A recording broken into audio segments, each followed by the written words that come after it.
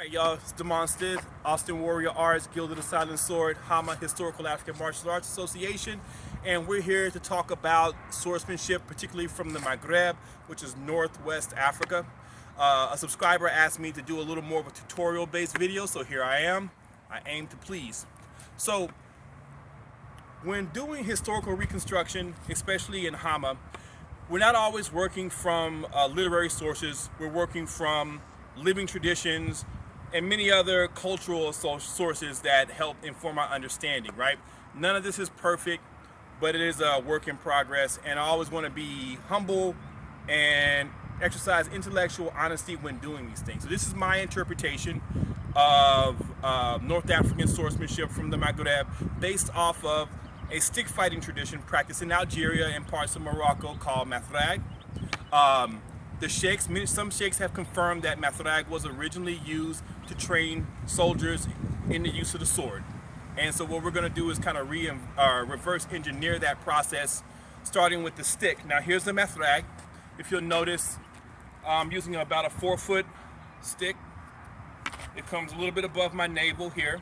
And typically when you see the guys grip the stick, they leave like this long protrusion of what we would call a puño in the Filipino arts or whatever else.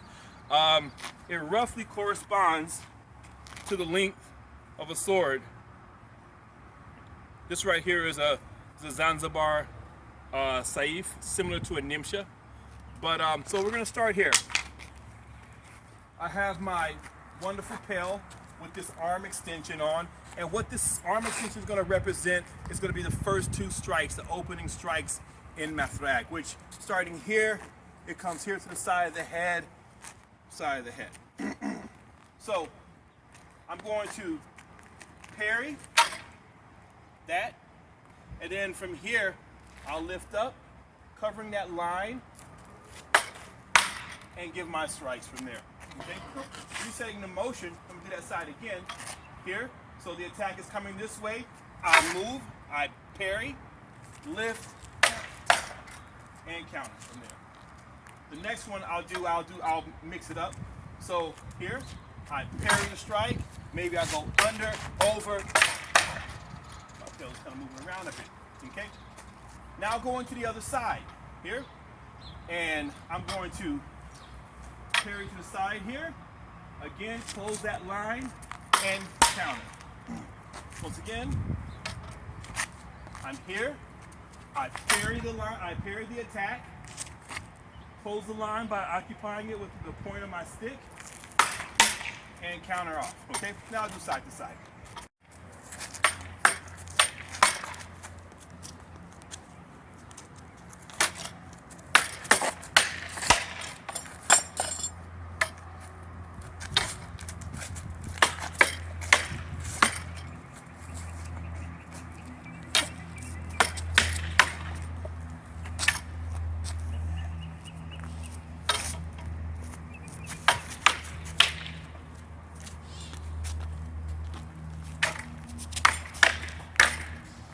Right, so here we are.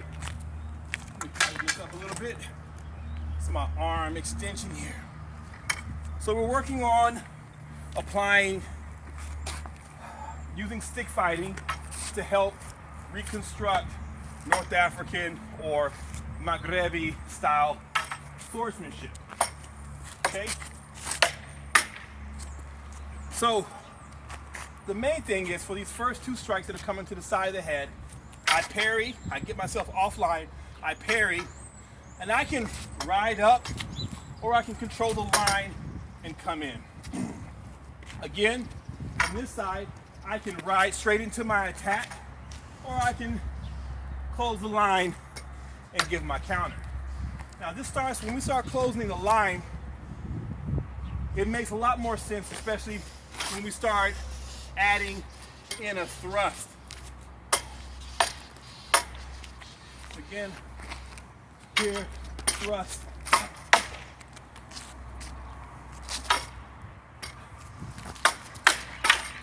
Okay, so I'm going to trade out my stick, my Maghreb, for my saif, my sword. So Again, same parry, the attack comes here. I deflect, bring the point, and then I can do my same counter strikes that I would normally do from here. Although thrusting is not really common in this stick fighting, it does come out, it does have a place, it's done sparingly, all right? Again, I go to the other side, the attack is coming to this side, my right side, I deflect and bring my point on line, thrust, and hit. Again, let's go side to side, I deflect, boom, thrust. Again, deflect, thrust. And even without the thrust, going into my powerful strikes. Once again, without the thrust. With the thrust. One more time. And boom, with the thrust. Okay, a little bit of cheese right there. Anyhow, so that's kind of how you can start working Maghreb with the stick into sword fighting.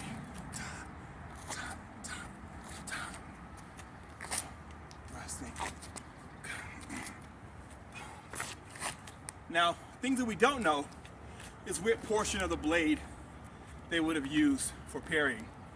Typically, nimshas have a lot of hand protection, so it's possible that they would catch the blade on the lower portion. Well, typically you wouldn't use that anyways, but whether it's an edge parry or a flat parry, we don't know for certain. We'll have to kind of play around and experiment with that to see what's what. But the same concept and motion is already there. From stick to sword.